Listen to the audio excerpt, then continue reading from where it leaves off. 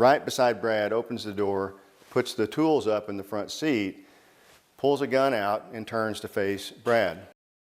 Tonight, a closer look at Arkansas's Stand Your Ground law. A special prosecutor cited that law in his decision to not file charges against the man who shot and killed Brad Jones in Lavaca last month. Yeah, 5 News reporter Bo Russell is here in the studio now with a look at how a Stand Your Ground defense actually works. Bo?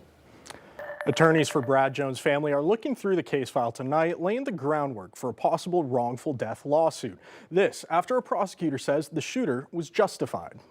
Arkansas is very clear that a person who feels threatened does not have an obligation to retreat if they're in a place that they're lawfully allowed to be. Special Prosecutor David Etheridge was assigned to the case after Sebastian County Prosecutor Daniel Shue recused himself because of a conflict of interest. We spoke with him last week. Again, I appreciate the work done by the Sebastian County Sheriff's Office.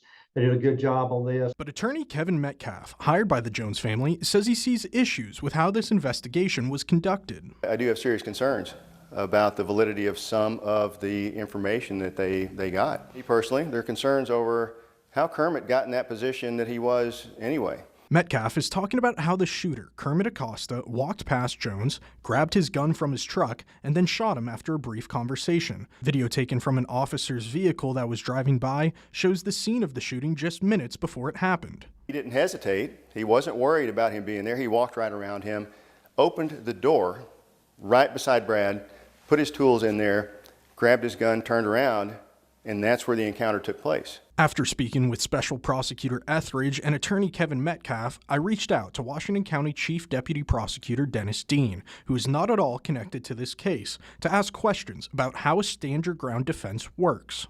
Deadly force is authorized if the person is committing or about to commit an act of violence, if there is an imminent endangerment of someone's life. Witnesses to the shooting say that Jones threatened to beat Acosta up.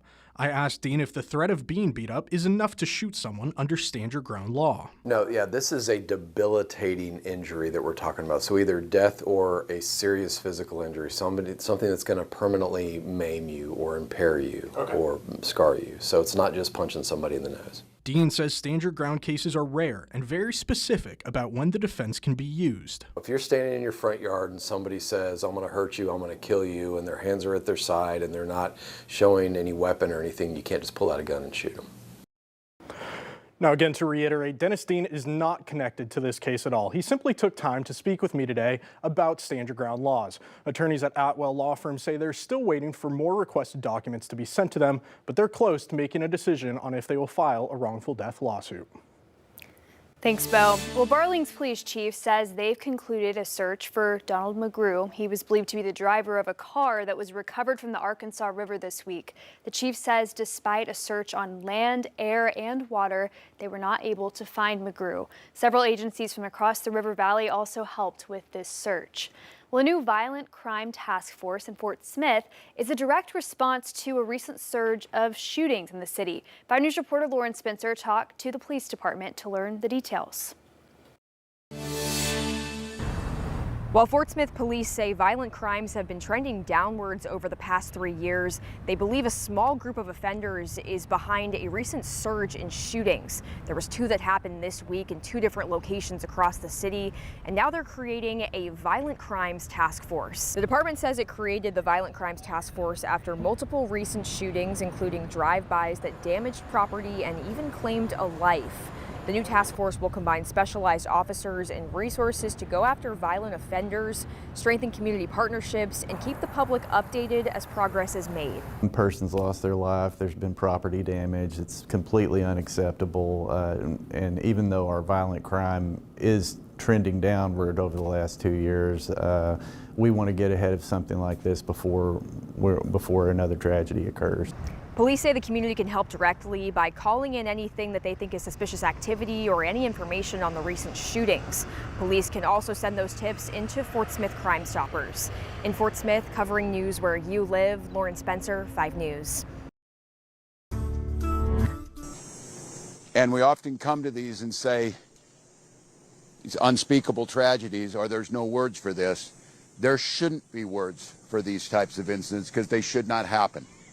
And there's no words that are going to ease the pain of the families today. That was Minnesota Governor Tim Walz after a shooting claimed the lives of 2 children and left 17 people injured today at a Catholic school in Minneapolis. Police say they believe the shooter died by suicide. They're still looking into the suspect's motive, but believe he acted alone. FBI director says the shooting is being investigated now as an act of domestic terrorism and a hate crime that targeted Catholics. Reporter Dana Searloos with our affiliate in the Twin Cities have been following the story all day. Joins us now with the latest from investigators. As students and teachers celebrated the return of the new school year this morning with an all-class mass, a person dressed in all black started firing shots through the church windows into the church.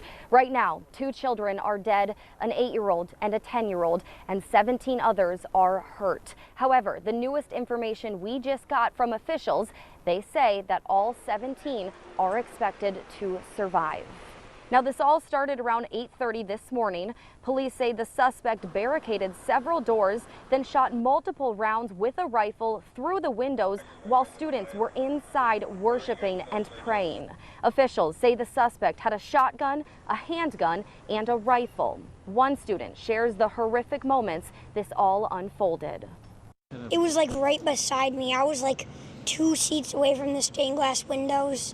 So they were like, the shots were like right next to me. The first one, I was like, what is that? I thought it was just something. Then when I heard it again, I just ran under the pew.